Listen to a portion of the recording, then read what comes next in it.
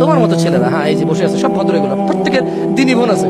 আমাকে এক ছেলে প্রশ্ন করে, একজন দিনী বোনের আমার একজন দিনী বোনের আমার একটা বোনের একবার শারীরিক সমস্যা নিয়ে কথা বলতেছে। আমি বললাম তো তোমার দিনী বোন তোমার আপন মায়ের পেটের বোন? বলে যে না। বললাম কেমন বোন? কয় দিনী বোন। বললাম কেমন দিনী বোন, তোমাকে এরকম কথা বলতেছে, তুমি শুনছো, এবার এটা আমার কাছে বলতে আসছো?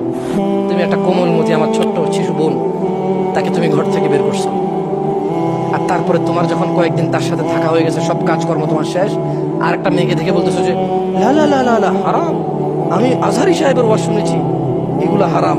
সো তুমি তোমার পথে, আমি আমার পথে।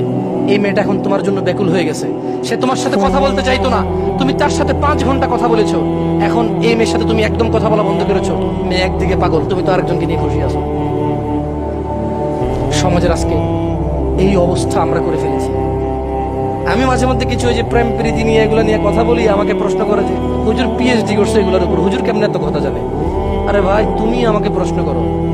শেখ, একটা মেয়ে খুব ভালো ছিল, বোরখা পরিহিতা, ওর চরিত্রে আমি আকৃষ্ট হই।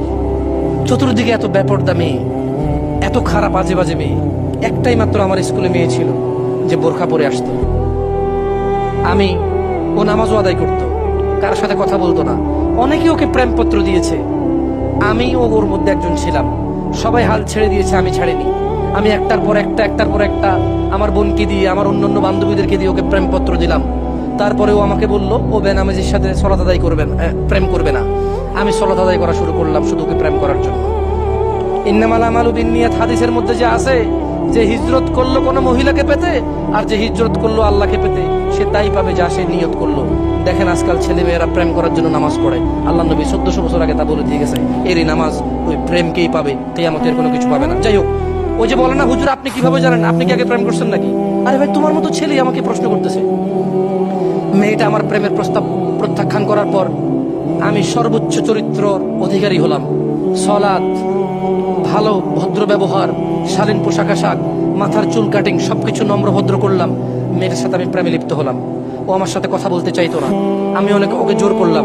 এক পর্যায়ে বললাম আত্মহত্যা করব, হাত কেটে ফেলবো। ওকে ভিডিও কল দিলাম, ওর মায়ের মোবাইলের ছবি পাঠাইলাম, আমার গলার মধ্যে ছুরি। মেয়েটা রাজি হলো আমার সাথে কথা বলতে। খুব ভালো ভদ্র মেয়ে ছিল, আমি তার প্রতি আকৃষ্ট ছিলাম তার এই ভদ্রতার নম্রতা দেখে। তোমার মতো কোনো ছেলে আমাকে এরকম প্রশ্ন করে, প্রশ্নগুলো শোনার পরে গিয়ে আমি বুঝতেছি না এলাকার কি অবস্থা, আমি কি বুঝি না আমার যুবক ভাইদের কি অবস্থা। ধর্মকে অবলম্বন করে একটা ছোট্ট কোমলমতি শিশু বাচ্চা বোন আমার, তার জীবন ধ্বংস করেছে। বললাম তারপর, বলল সে আমার সাথে কথা বলতে রাজি হলো, সালাম দিত, কথা বলতো 2-1টা, আমি কথা বলতাম প্রচুর, ও কথা রিপ্লাই করতো না। তারপর আস্তে আস্তে আমি বললাম তুমি কেন কথা বলো না, আমি পরে বিষ খাবো। আমি ছবি তুলে পাঠালাম আমার হাতে ইঁদুর রসুন, সে আমাকে আমার মোবাইলে হোয়াটসঅ্যাপে বা ফেসবুকে তার ছবি পাঠাইতে হবে। সে আমাকে ছবি পাঠাতে রাজি ছিল না। আমি বললাম আমি পানিতে ঝাঁপ দিব, ছাদ থেকে লাফ দিব, সে আমাকে ছবি পাঠালো। এভাবে 2 বছর লেগে যায় ওই মেয়ের সাথে আমার সহজ হতে। মেয়েটা খুব ভালো ছিল। বলেন তো মেয়েটা কি খারাপ ছিল? 14-15 বছর বয়স, 16 বছর বয়স, ছেলেটার বয়স 22-23 বছর, ও ফুসলাচ্ছে। হ্যাঁ, মেয়েটার একটা দোষ ছিল যে এর কথা চলে আসছে। প্রথম দোষটা ছিল যে এর সাথে প্রেম করার এগ্রি হওয়া, যে ভালো ছেলে হলে প্রেম করবে। বাট ছোট্ট মেয়ে এই অপরাধটা করতেই পারে, কিন্তু এই তোমার মতো চালাক নামাজি দাড়িওয়ালা ছেলে, আহলে হাদিস বলো নিজেকে, না নিজেকে জামাতি বলো, তাবলীগী বলো, ফুরফুরা বলো, আটরশি বলো, মাইজ ভান্ডারি বলো, কওমি বলো, হ্যাঁ মাদ্রাসার ছাত্র বলো, ভদ্র ঘরের ছেলে বলো, তুমি এটা করছো। তুমি একটা কোমলমতি আমার ছোট্ট শিশু বোন, তাকে তুমি ঘর থেকে বের করছো, আর তারপরে তোমার যখন কয়েকদিন তার সাথে থাকা হয়ে গেছে, সব কাজকর্ম তোমার শেষ, আর একটা মেয়েকে দেখে বলতেছো যে লা লা লা লা লা হারাম, আমি আজহারি সাহেবের ওয়াজ শুনেছি, এগুলো হারাম।